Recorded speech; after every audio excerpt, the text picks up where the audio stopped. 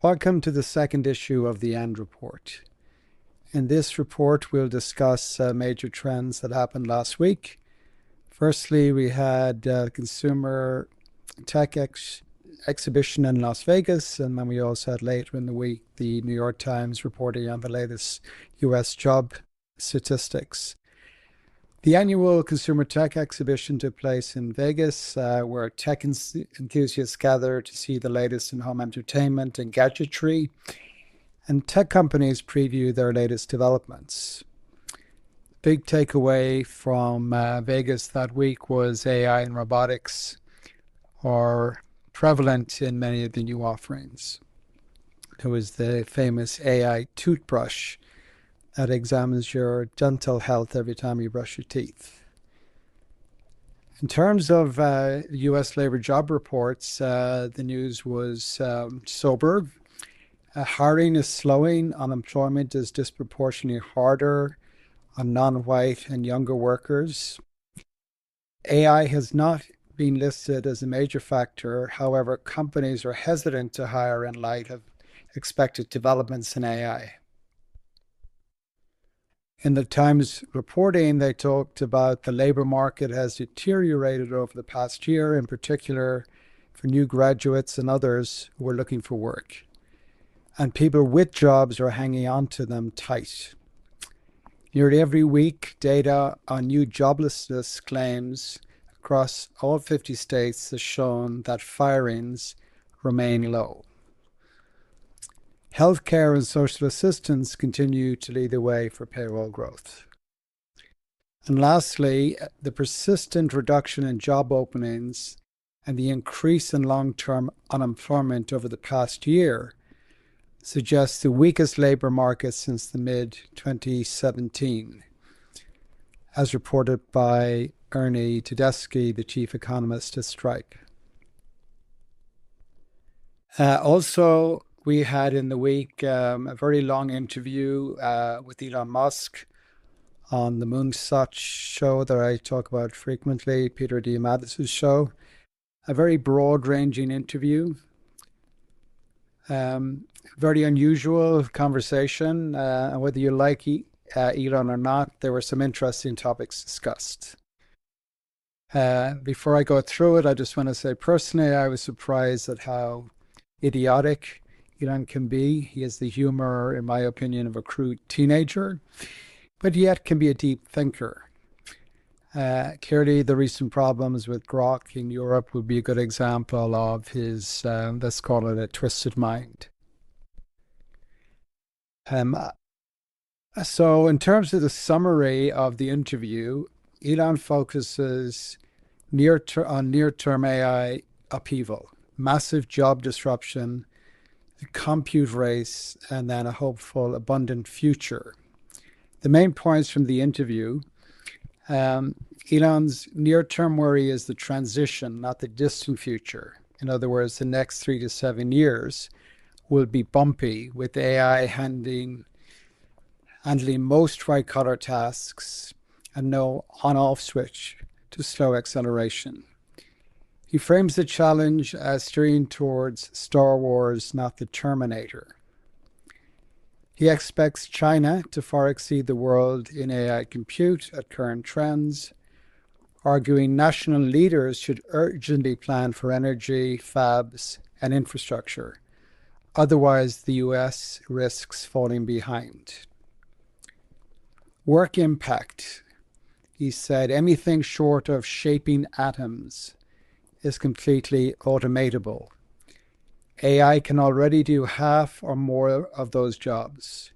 He floats ideas like universal high income and emphasizes that truthfulness, curiosity, beauty-aligned AI values are key to a good outcome. Energy and chips are gating factors. Sustained progress needs huge power and semiconductor capacity.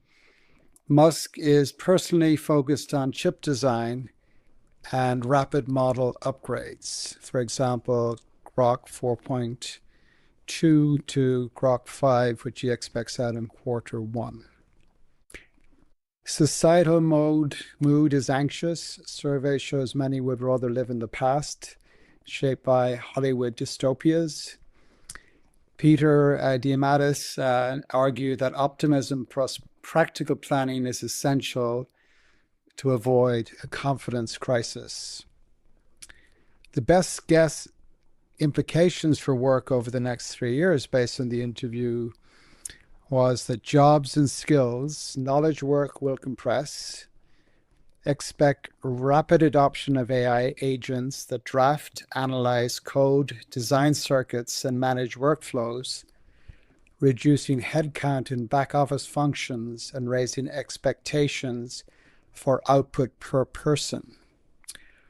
Roles that shape atoms, for example, fieldwork, physical trades, robotic techs, bio-wet labs, advanced manufacturing, gain relative resilience, but tools will eventually augment them. Pay and safety nets, income volatility rises, companies and some governments trial stipends or universal high income pilots tied to productivity and retraining programs. Benefits and service norms evolve towards longer transitions. In the world of compute and energy, which has been described as an arms race, or the new arms race, the US, China, and the hyperscalers accelerate data center buildouts, power procurement, and chip programs. Local shortages of power or GPUs become recurring bottlenecks affecting production launches and regional competitiveness. In terms of everyday life, it's envisaged that personal AI companions become standard, having scheduling, purchasing, research, and health triage. Reliability improves with multimodal models. Truthfulness and transparency. Provenance becomes a consumer priority as agents act on your behalf.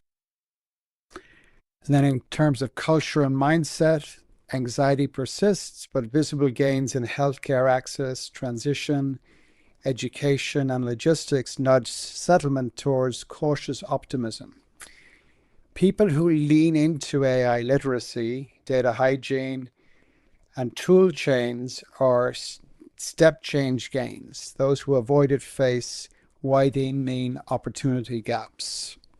In short, prepare for faster workflows, fewer pure clerical roles, more agentic tools, and a premium on energy chips and values alignment to keep progress humane. You can watch the full video. It's a 2-hour-long video on Peter Diamandis' YouTube channel, and you'll get more detail, but that's a summary. The next thing that was a big news item last week was OpenAI's move into health. So some background on OpenAI for those who may not be so familiar, and we just talked about Elon. OpenAI was started by Sam Altman and Elon Musk, and currently they're in a court fight. The long story is that originally it was meant to be a non-profit company focused on AI for good. When Sam Altman made the decision that he needed to raise more money for compute and data centers, he decided to create a separate for-profit company to monetize products from OpenAI, which you could use for investment in infrastructure. Elon disagreed and left and sued. So that court case is being watched closely and is continuing. But as relates to health, what AI announced recently was that their ChatGPT can now connect with apps like Apple Health, Function, and MyFitnessPal to pull in personal data, records, medical records, health, wellness data, and OpenAI says it can use health conversations to train models. OpenAI's own terms of service say the AI is not intended for use in diagnosing and treating any health condition, and large language models remain prone to hallucinations and lack an understanding of the truth. However, this will be the beginning of people using AI, whether it's the LLMs, as their personal doctor, and as predicted in other places, when humanoid robots come into the workforce, you'll have your personal doctor replacing your physician. Also happening a lot in news, what I call the China wars. And as you can see in some of the comments Elon made earlier, China is currently way ahead of the US in terms of energy, solar power, and AI, and if I could add, PhDs. After the Trump tariffs, China has pursued a policy of eliminating any dependencies on the US for tech parts. They are now starting to build their own chips for their CPUs. China's plan is to flood the world with cheaper, faster, and smarter models than the US LLMs.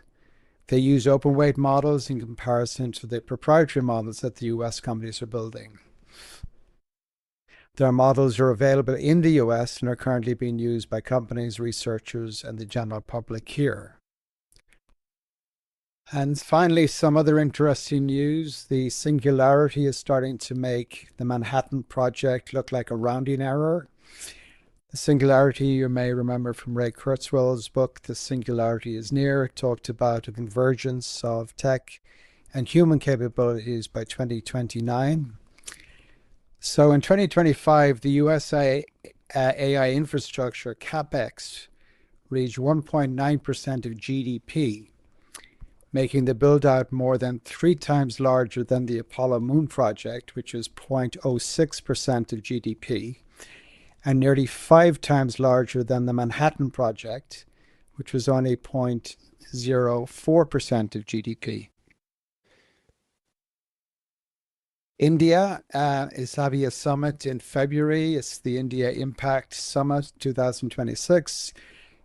Bringing together over 100 global CEOs and leaders, including Sam Altman and NVIDIA's Jensen Huang, to shape international cooperation on AI innovation and policy. And this would be an example of sovereign AI concerns.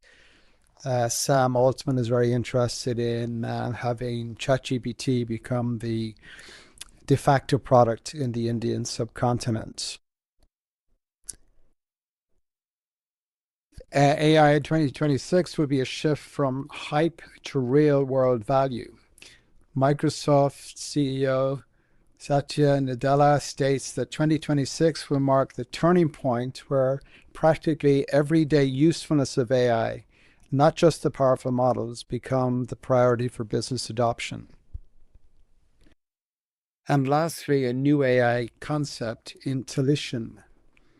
Experts suggest that we may need a new term, intellition, to describe the next stage of AI where humans and AI continuously co-create decisions and workflows, moving beyond traditional prompt and response AI usage. I hope you found this report useful. Be sure to like and subscribe so as not to miss any future updates. The next report will be out next week, and I look forward to seeing you then.